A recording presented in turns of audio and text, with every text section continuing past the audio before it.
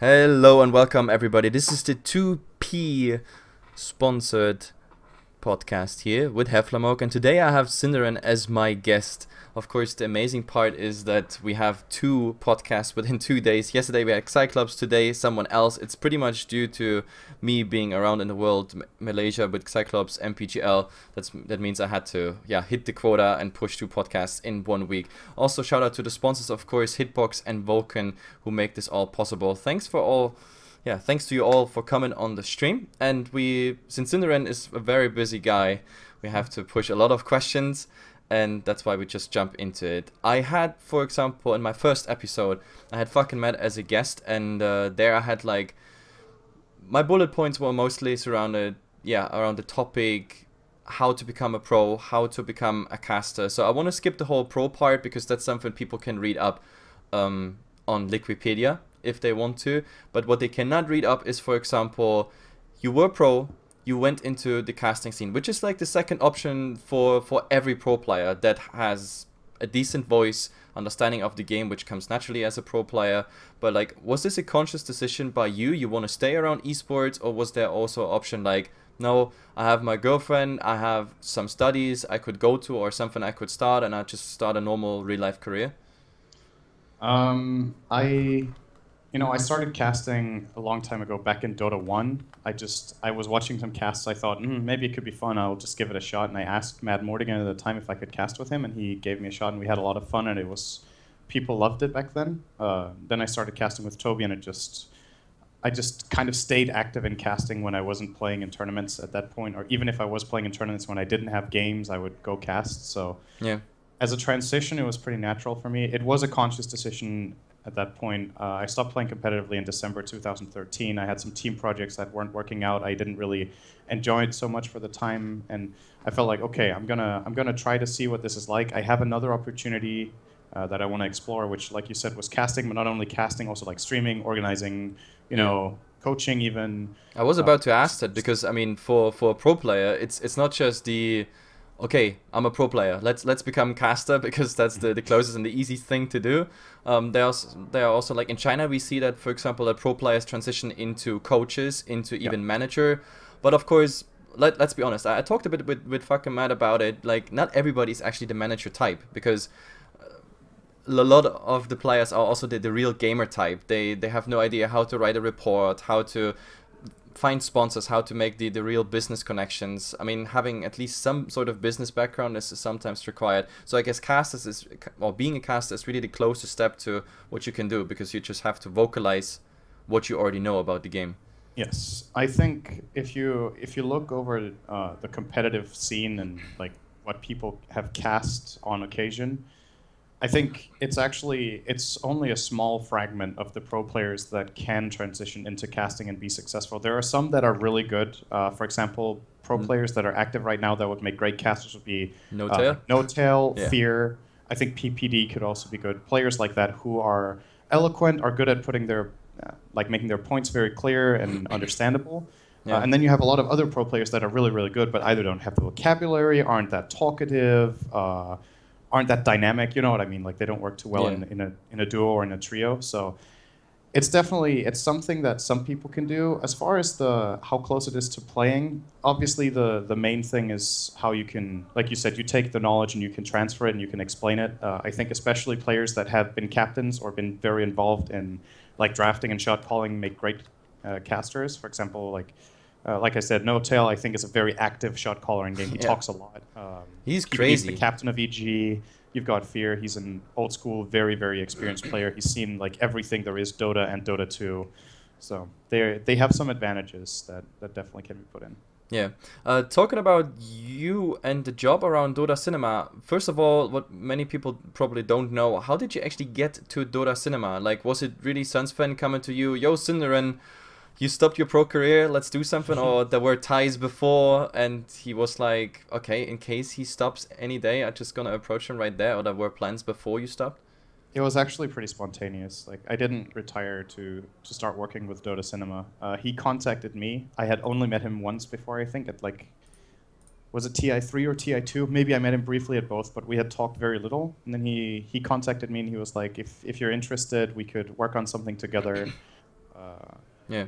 he was putting me on a pedestal, basically, saying I was the only player that he really wanted to cast with. So if he were to start investing time and effort into casting, he would only do it to have me as the co-caster to work with me, because he thought we would be a really great duo and it would be a lot of fun.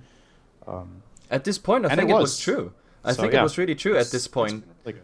Because looking back, you are like, for what, how many months? Is that already a year that you're around Dota Cinema? It's more. Yeah, it's I don't know, May last 4 months, year? I think. I think it was January 2014 I joined them. Okay, even Pretty that sure. early. But yeah, like I think around that time, I think you were really the one and only. Because now we talk about, for example, No Tail and Fear, people where we can say, okay, let's see how long they actually make it, give it another year or so, depending a bit on the success in the tournaments and everything and their team rosters. But you were free at that time, and looking around and how well-spoken or how many well-spoken players are around, I think you're really a good option. And talking about Sunsfen, I mean, some people hate Sunsfen because he's a lot of off-topic and they just like him as that goofy guy with Reeves from Fails of the Week, where I'm also, of course, a big fan. I mean, who doesn't like Fails of the Week? But I think, do you think you made him a better caster, that your pragmatism, your analyst style brought him down a bit away from the goofy style, and now he really just takes the hype sort of thing, the real traditional combo?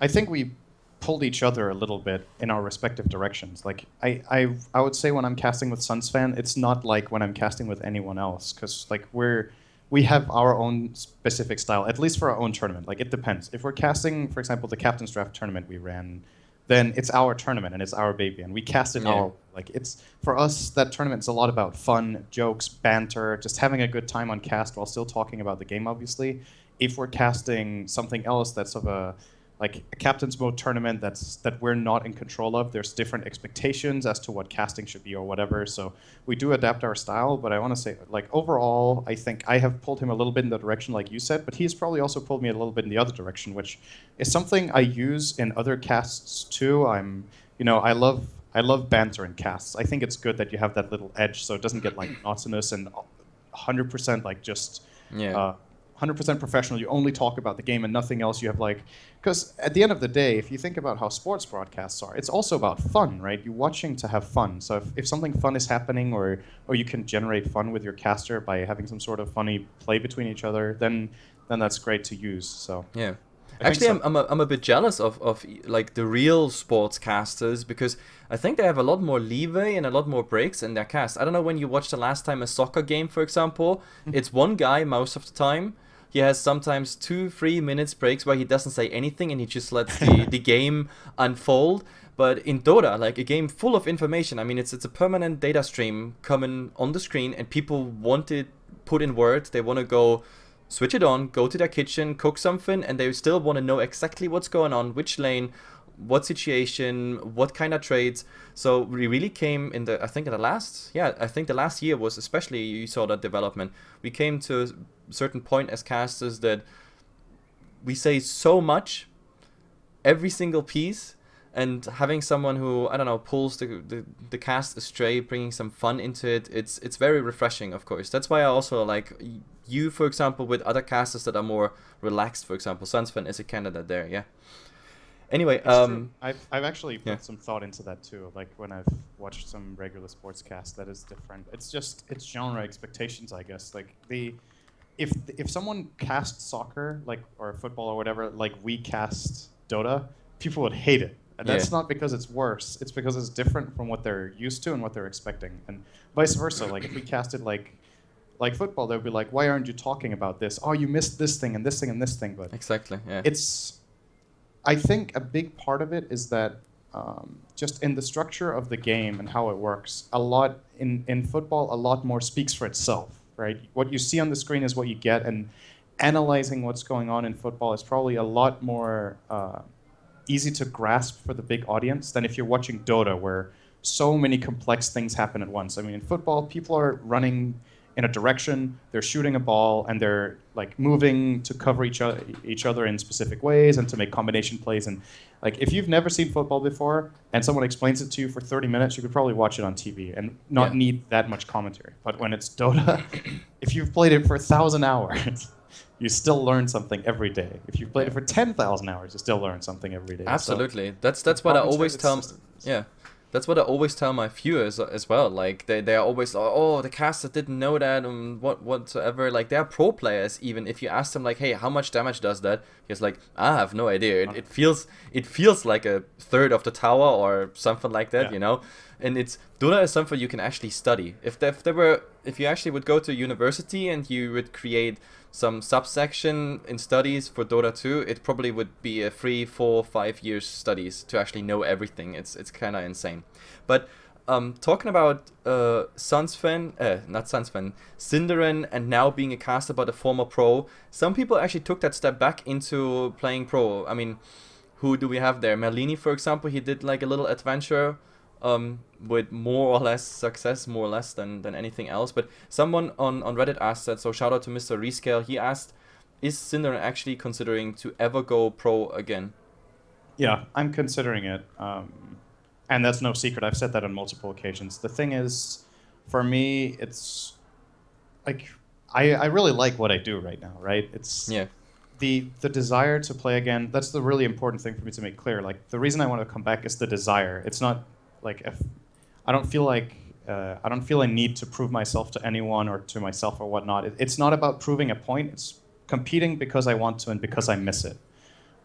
So at the same time, it needs to be sustainable, right? And it needs to make sense. So I would need to be playing with a team I would want to play with. I think the idea of just gathering 4 random players and try to make a team now is like the risk-reward ratio is not what I'm looking for in that. Yeah. So.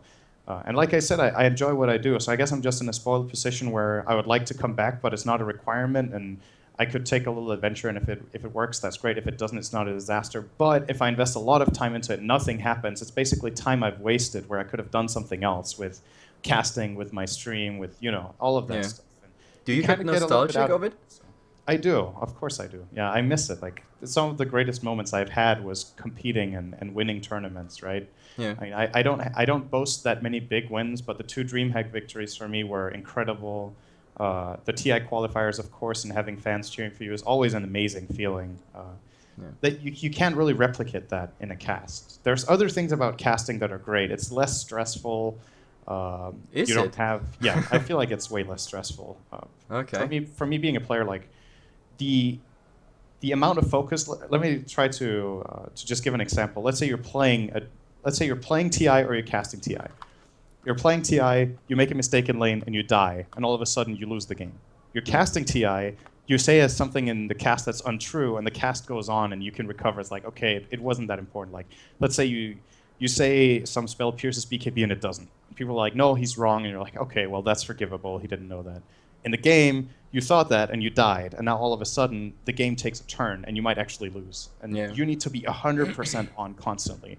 I'm not saying we're slacking during casts, because we aren't, but every single high-tier cast is like at least 2 people, maybe sometimes 3, so you have like a little bit of downtime. You explain some thoughts, you have some time to sit down, think, and observe. In the game, it's on, right? There's no pause. So that for me is more stressful. As far as levels of expectation, I don't know. You have expectations to yourself, and the audience has expectations to you. I guess it depends who you are, which one is harder to deal with. I guess some people really don't. Some people feel like it's really stressful being on camera. I don't have any problem with that. Yeah, that comes down to personality, I guess. There are some people that get totally stressed out. Their blood pressure is skyrocketing the second there's a red light on some camera on. Other people, they feel really at home, or they just ignore the cameras and they just are themselves. I don't have any problem with casting for audiences of multiple thousands, if not even 10,000 or hundreds of thousands at TI. I think it's really cool, and I love that there's so much interest in our game. But the biggest pressure for me is playing against a really good team, knowing you have to perform your absolute best. You have a responsibility to yourself, to your team, and to an extent also to your fans, right? They have expectations, and of course it sucks to disappoint, but it happens for everyone when they play. You have bad games, you make mistakes, that's what the game is. But it's a different kind of stress where, in a way, if I could give I would say for me it would be more stressful to play against a top-tier team with 100 viewers than to cast two top-tier teams with 100,000 viewers. I think Yeah. that's harder for me. So. I talked with the other two, with Fakimet and Cyclops, about also the language. Obviously, a caster talks a lot, so language is an important part of the whole thing. How did you actually get such a, I wouldn't say flawless, but like a very, very close to native English? I don't know. Over time, I guess I think a big advantage for me has been how I've been growing up. Both of my parents are teachers, and they teach English in high school as their secondary language. That's a good start. My dad teaches Danish, and my mom taught French. She's retired now, but regardless, like I remember for both of them, English was the secondary, and Danish and French respectively their languages. So we're just a language family kind of at home. And then I always enjoyed language in school.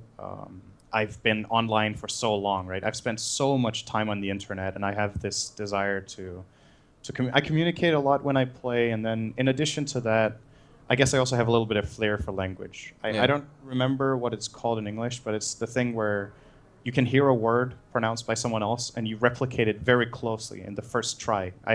We have a saying for in Danish. Yeah, you adapt really fast to it. Yes. It's actually the funny part is for me it was exactly the opposite. I have a family that is language retarded, if you wanna say it like that. No, is like that a thing? Yeah, no, like I mean they understand of course here and there some stuff English, and since they were from East Germany also Russian, but like actually getting words out of their mouth, it's horrible. Like sometimes I say, guys, no, don't even try. It's horrible. And that actually motivated me to learn a lot of languages. So I started like, I don't know, in summary about 30 languages, everything around the globe, and pretty much also trying to get my English to a point where I'm saying, okay, the guys can't hear my nasty German accent, because you know German players, you know their accent.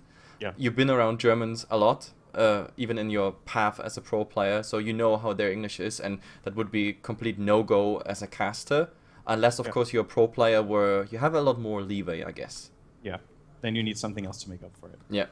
Anyway, that being out of the way, the last thing about the whole career steps, real life backup, I said it already in the 5 minutes we had before, most people have started something while they were players, before they were players, or something they started because they know, okay, this might be my last year, this is the last tournament, or then the roster will fall apart, so I start these studies, maybe even something over the internet where they can just, I don't know, it's like a drop back mechanism. Whenever you are out of esports, you fall into the safe arms of something else. Is there something for you in place? Yeah, there is. The way, like, in our family, we've always put a lot of emphasis on education and the importance of that, and focusing on school. And my parents were always skeptical about my gaming and my casting, and they were like, all right, make sure it doesn't take too much focus away from, because obviously the long term and the safe thing is to have an education. And I understand that, and I obviously also agree, right? It's having a backup plan to me was also important, and that's why when I decided to go full-time in esports, it was actually 2013 in the summer. I finished my bachelor's degree from university in English with media as my side subject, and I was like, all right, this is kind of a natural break in my education that I can take and give esports a shot and see if I do it full-time, is it sustainable? Is it as fun as I think it is right now in a year if I do it all the time? And then where's the scene going? So I could like analyze and establish myself and see what it looks like, and so far it's been great, right? So that's like my backup plan. If this somehow doesn't work out, I would go back to university, finish my master, and then I think I love teaching. I think it's a really rewarding experience. I love seeing people learn something from, getting something from your words. It's the whole communication thing, that you're saying something, people are absorbing it, they're processing it, and you can tell that they care and that they're getting better. That's really, really rewarding. To help people get better at something is great. So that's probably what I would do if I wasn't doing esports. I think teaching, either at high school or maybe at university, would probably be my thing. Most likely in English, I guess, would be. Yeah, it's pretty much the same for me. My parents, my whole family, they're all academics, and yeah, there's also a lot of pressure. They don't even understand what esports is. This is what also most parents have a problem with. How was it with your parents there? Like, did they sort of accept what esport is, that it actually becomes sort of a business where you can also sustain yourself? I think it just took time. I think that's the same for everyone. Like, they start out being skeptical, what is this really? Then they gradually start seeing, how how many people actually watch it, what the prize money is, how much spectacle is around it, how much people care, like see the like my parents are curious, especially my dad, I think, and he's like been keeping track and following and seeing, oh, this is happening here and here and here, and he's Yeah. obviously still asking me, all right, is it what you imagined? Is it still sustainable? All this stuff you're casting and stuff, is it good enough for you? And I'm like, yeah, it is. It's good. So they're skeptical, but they're getting there, I mean, or they kind of already got there. Like I don't want to say they accepted it, quote unquote, because that sounds really pessimistic. It's like, oh well, ultimately we're gonna have to accept what our son is doing, right? Well, ultimately they have to, because you're they've come to a point where of age. I think they really appreciate it. I think they're proud, and yeah, they're proud of the fact that I'm part of something like this and that I'm covering something for so many people and that people share in the experience and enjoy it. So. Yeah, it's just a gradual thing. And I think it's the same for pretty much every single parent. They're skeptical in the start, then they start seeing the results and what can come from it, and then they start understanding. And of course, they know from the start how much their kids care, right? That's not hard to see. Your kids are investing countless hours into it. They're having a lot of fun with it. If it was boring, they wouldn't do it. So they see the passion, but they take like the pragmatic approach with, is it worth it, blah, blah, blah. And then when they start seeing that it's worth it, then I think most people get really supportive. Yep, that's something I guess we also have to do every day. Like if for example, I tell you the best example, or something you probably encounter every time you travel to an event. You have someone next to you in the airplane. It's not necessarily someone who's traveling with you, and then I know you get to talk with each other because it's just boring, you know. And then you tell them what you do. Then you say like, okay, hello, I'm Heflamoke. I'm a esport caster, an esport entrepreneur. Like, what is esport? And when that starts, I'm like already kind of. You know, I'm so lazy already, and so I can't even describe the feeling that comes up in me, but I'm kind of sick that I have to explain even the very basics of it, and then I'm trying to fill it in simple English words, like, okay, there are video games, and now just imagine video games, thousands of people watching, and someone is commentating just like you hear it when you, I don't know, listen or watch soccer, for example.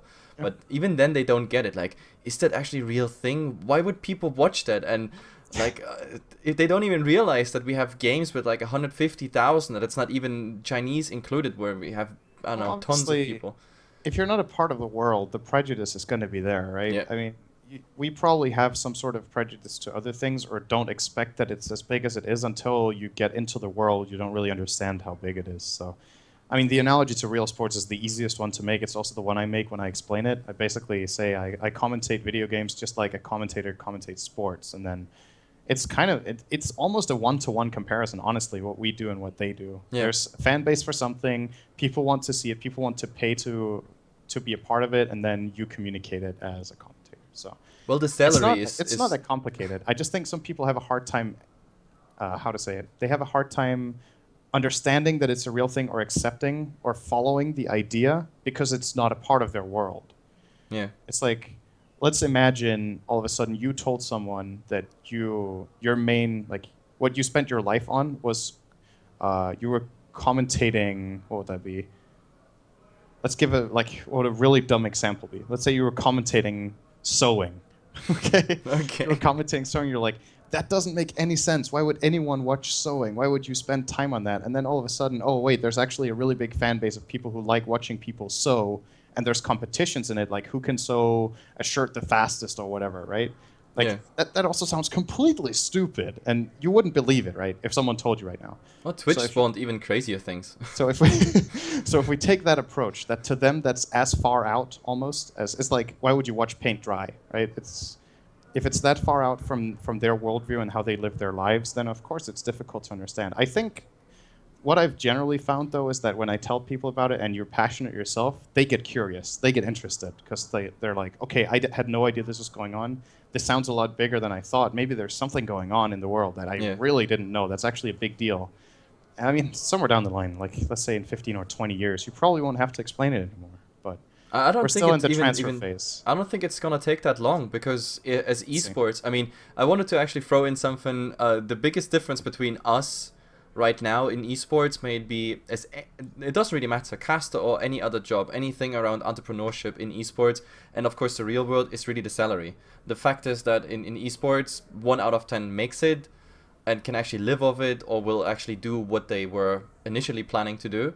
In the real world, it's actually you don't see a football caster, for example, say like, yeah, I'm doing this right now for free in hopes I break through, and then one day, maybe in a year or two, it's gonna work or something like that. I mean, there it's a traditional job. They have studies before that, or maybe even not, but something qualify them. So that's, I think, the biggest difference. And the second thing is, we already conquer TV, or TV conquers us, because they kind of panic. They need the group 15 to 25 to actually watch TV.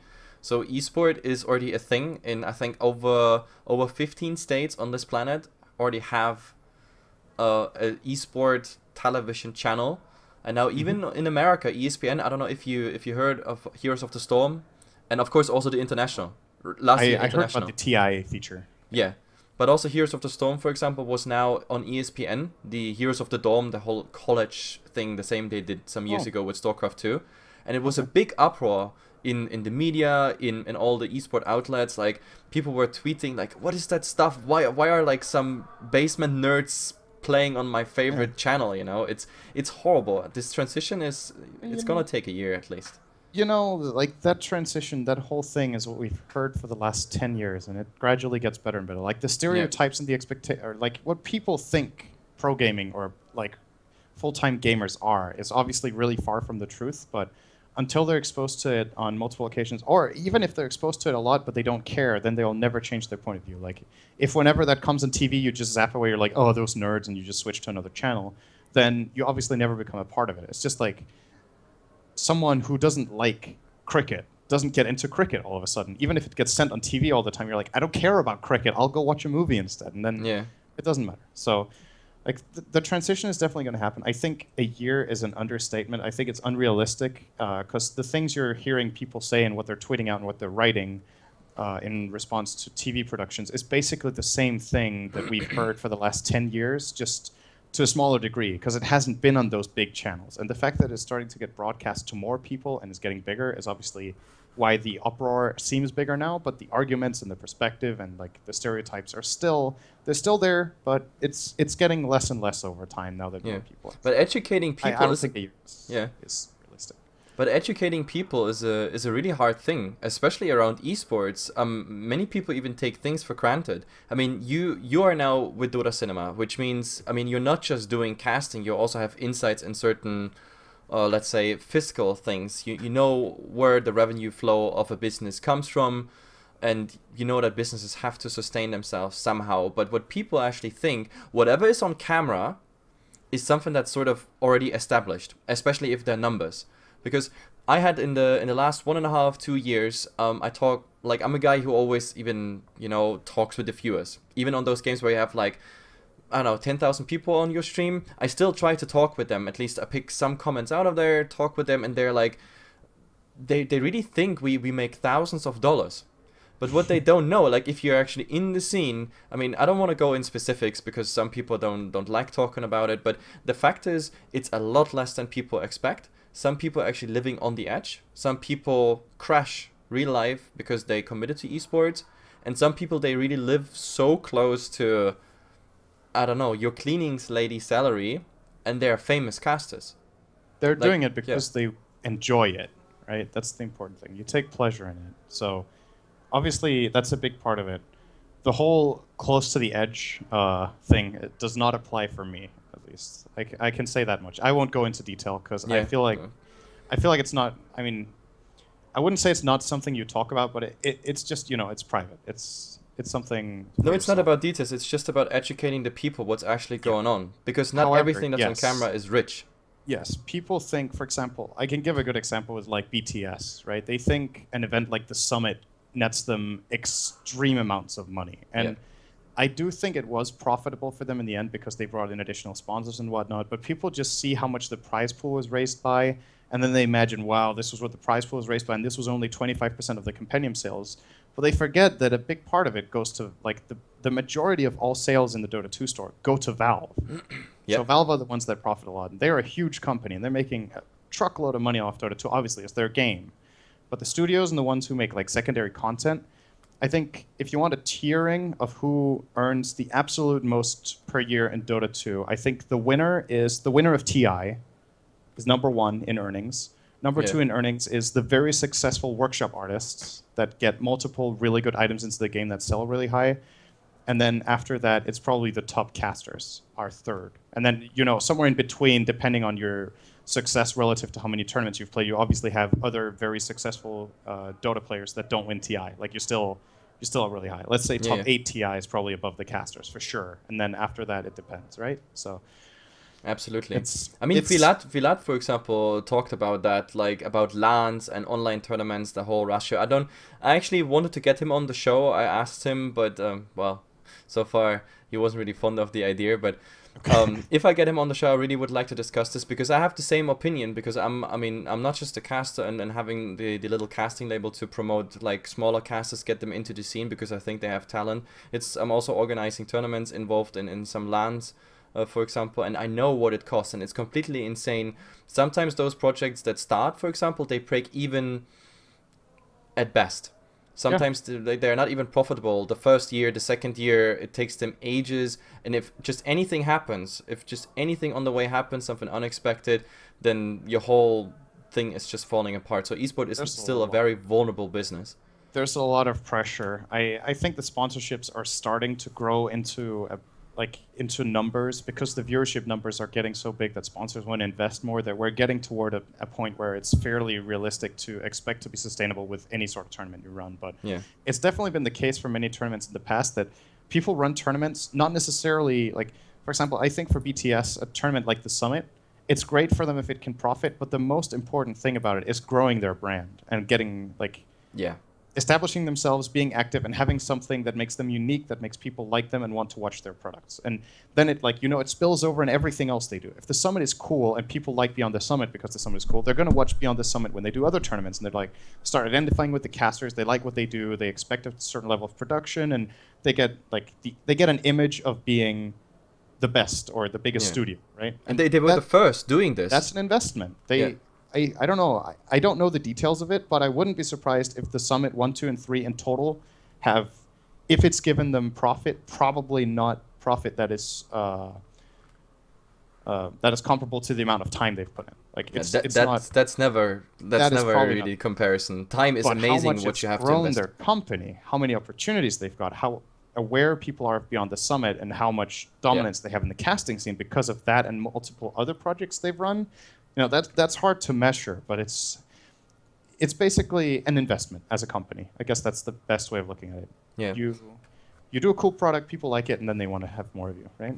Okay, the last 5, 6, 7 minutes we have here. Let's go back to Dota, also a bit back to you. You already mentioned Valve. Valve obviously not just making money into the game or like off the game, they also do something for the game. They develop it. IceRock is giving us new content, new metas all the time, or actually we create the metas, but he's throwing us the bone and we see how it tastes. The TI Hub is happening right now. We have the seedings. We have the seedings out. What do you say about the seedings, the groups? Wait, I have them here in front of me. Yeah, I'm going to need some sort of visual on that. I'm going to start Dota 2 real quick. Wait, I can give you a perfect link. Oh, okay. I'm going to quit Dota Wait, 2. okay, that was not the link? That one doesn't... That's not going to work. No, but this one definitely does. They made a nice little list of all the groups. Yes, all right. So in the CTI qualifiers, we have 2 groups. We have Group A, MVP Hot 6, G-Guard, 5 Forever, then TNC and Mineski. Any votes on that? How deep are you in the Southeast Asian Dota anyway? It's the scene I know the least about, but from what I've heard, and I try to stay a little bit up to date. Like out of curiosity, I watch some from time to time, and I keep track of the results in major tournaments mostly. I don't watch too many of the SEA only tournaments. That's not really my focus. But out of this, MVP Hot 6 favorite, and then secondary is difficult. I picked 5EVA to get top 4, but it's not because I think they're just the strongest team. But I have a feeling that under this kind of pressure and when the games get really important, teams might not play so aggressively. It might draw out a little bit, and even in this version, that could happen. And then a player like Miracle split pushing can.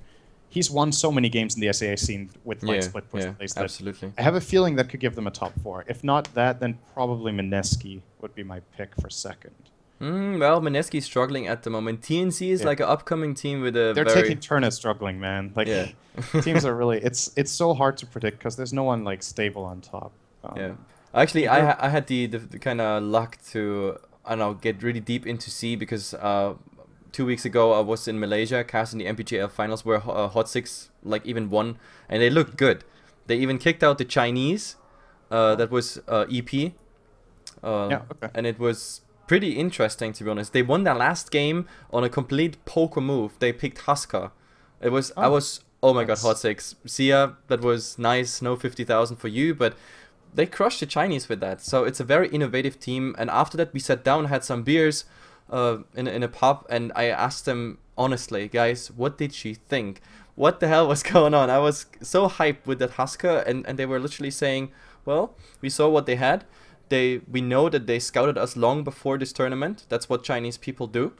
Like Jerax especially, like he said, with Chinese you can't really counter draft them. They know exactly all your strategies. They even watch your scrims if they can, if they get somehow access. So you have to really throw them off with something that's completely unexpected. Is that something we can also apply to maybe also the Western teams when they face each other on the TI?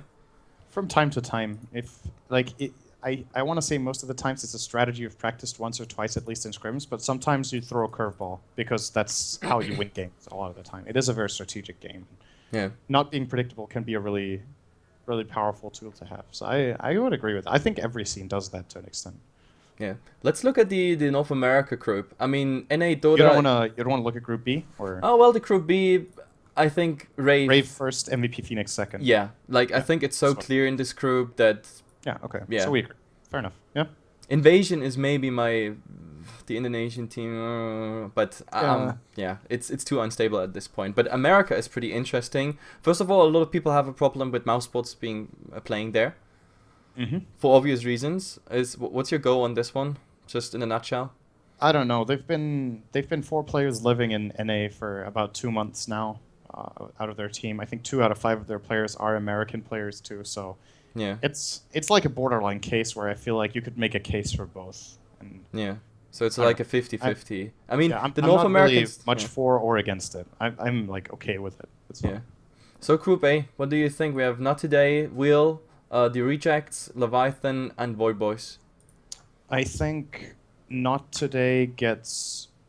So what's the format again? Whichever 2 teams proceed play a double elimination bracket, right? Yep, I think that's it. Okay. So I think Not Today and North American Rejects will advance in no particular order. I'm really not sure who's going to win and come second, but... And then in Group B, I think Mouse will win that group, and second will be... let me see... Complexity, but I think Complexity out of those 4 teams will be the weakest going into the second stage. Complexity actually had a good start in the year, but then they, yeah. I don't know. It's hard to say. Like this qualifier is really volatile. Anything can happen, really. Okay, Europe. The most stable pick is just Mouse in general, I think. Europe is kind of insane because the groups, all of those teams, they have played against each other in the last month so often. In so many tournaments, different formats, and I think almost all of them managed to beat each other in one way or another, maybe in qualifiers or later. Ninjas in Pajamas, Burden United, the Alliance, Four Anchors, and Power Rangers, Group A. Yeah. That's... I think, for me, Alliance first and NIP second is my guess for that one. Yeah. That's one of the ones I'm most confident in. It seems likely at this point. NIP could surprise and get first. I don't think the other teams will make it. If anyone surprises for me, it's probably Burden with some cool picks and some interesting strats, but I don't know. I talked to Nymphy from 4AFC for ASC, and he said they felt prepared and their scrims have been going really well. So maybe we're underrating them, but they also have to be confident, right? Yeah. I actually casted Power Rangers, I think this week or last week, and for me this team lost their whole flair, because if you remember back then, let's say last year, 2014, Power Rangers had the reputation of the Titan Slayers. Sometimes they get beaten by a tier over 9,000 team, and we have no idea what just happened.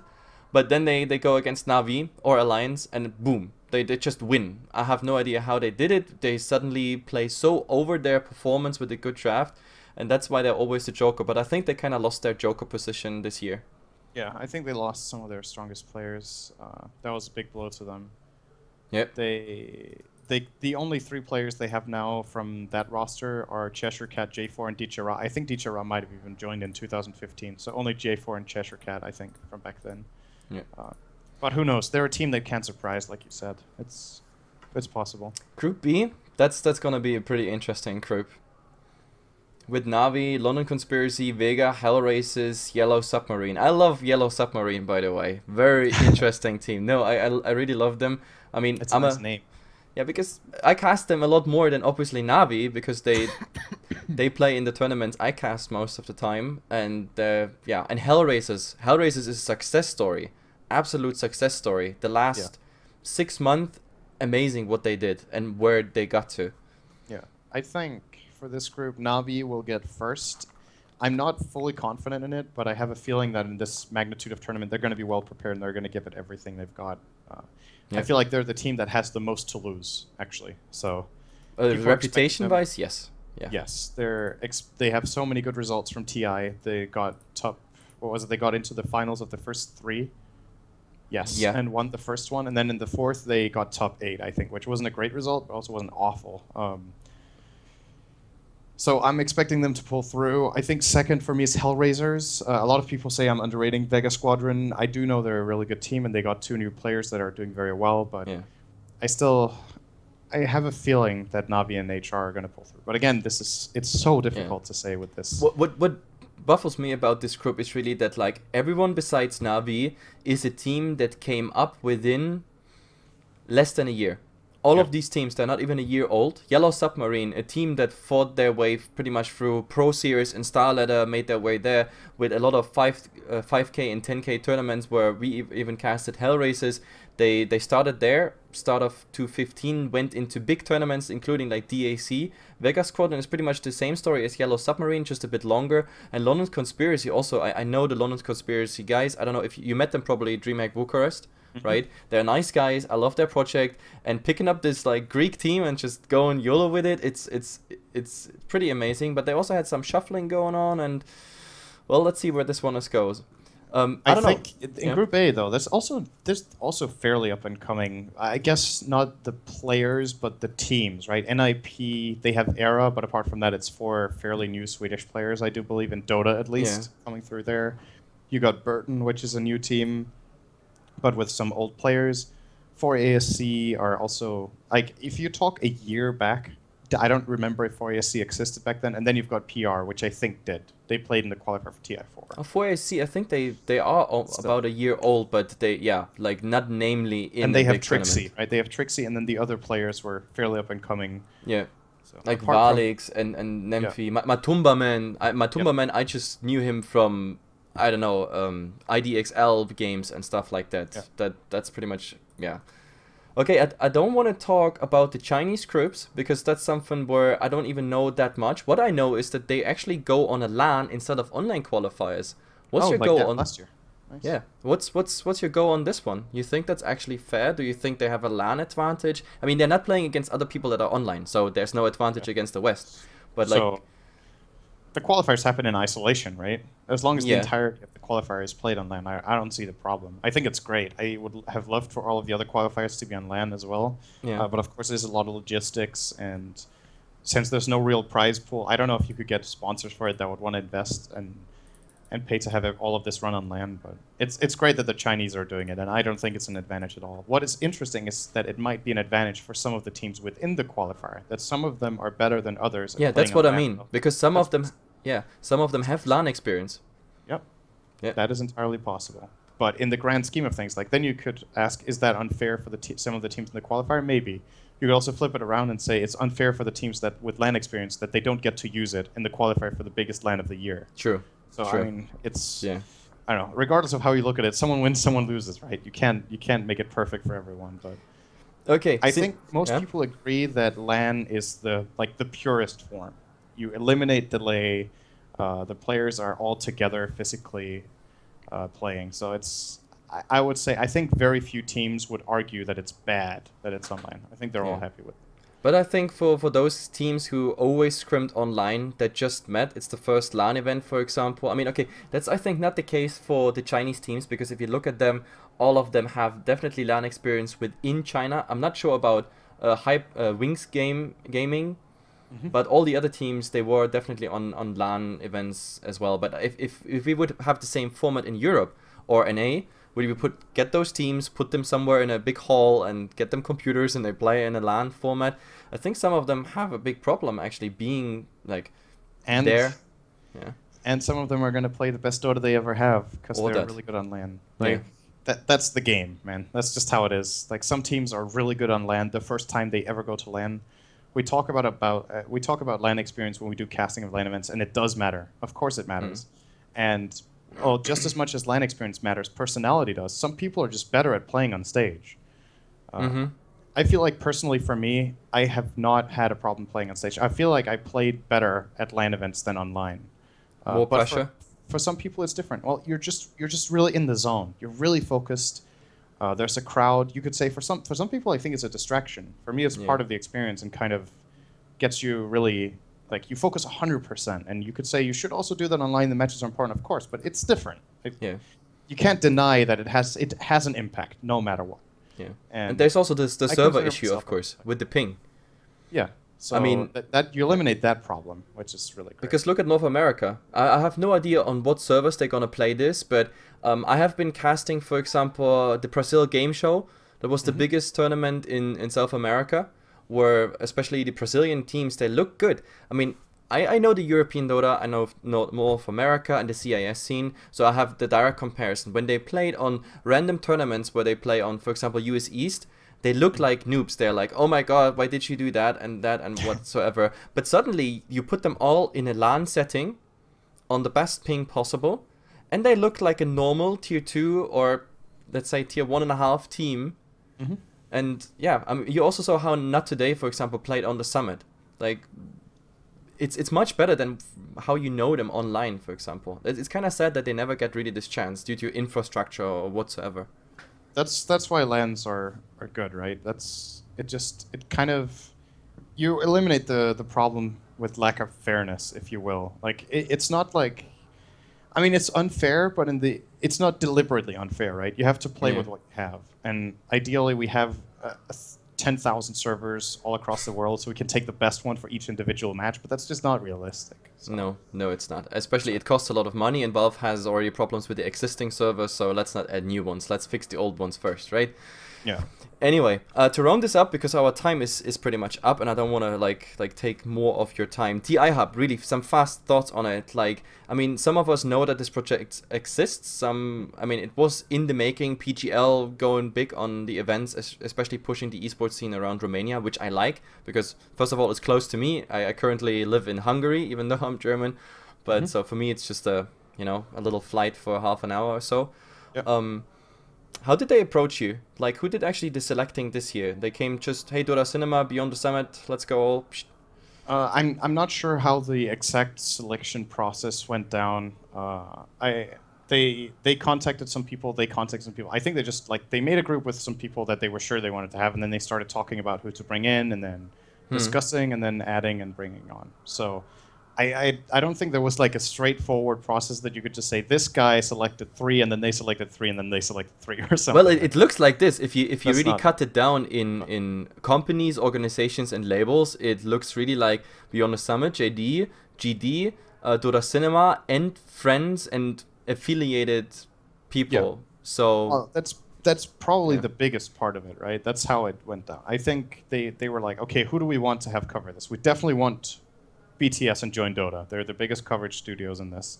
And then they wanted to bring us from Dota Cinema as well for it. And then the Good Studio, they ran the hub last time in the EU hub which was a great success, and they want part of that feel for the lounge stream, right? So I guess it just made sense for the hybrid that they made this time around to do it that way. But as far as the exact selection process, I really don't know.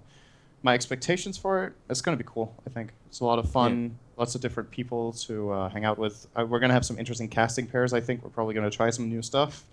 Lots of good games, and I just like the social part of having these hubs. Like, it's not all about the Dota. We also socialize, we hang out, we do other stuff. Did you actually have the chance to do stuff around Bucharest last time we were there for Not really. For Starladder?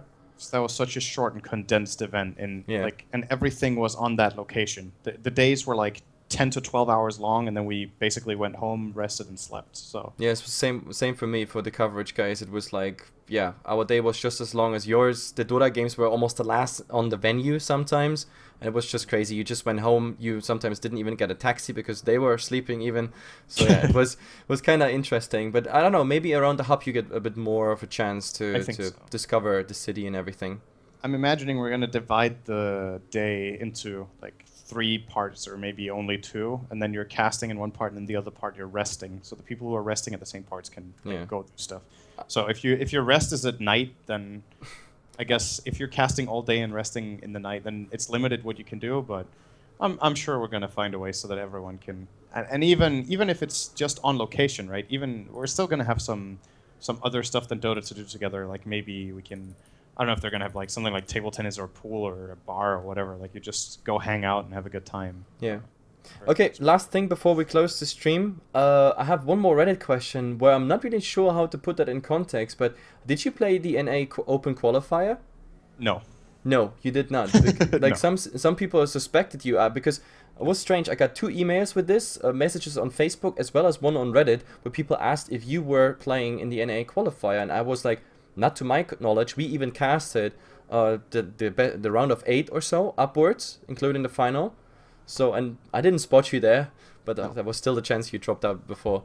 And here's a fun question, and I think we take this as a closure for today. Were you ever sexually attracted to Fata when you were on mouse? I mean, come on. How can you be mad at that face with that hair? No, I was not. Sorry to disappoint. Yeah, so shout out to Mr. Lubby1. There was definitely no sexual tension between those 2 players. Question.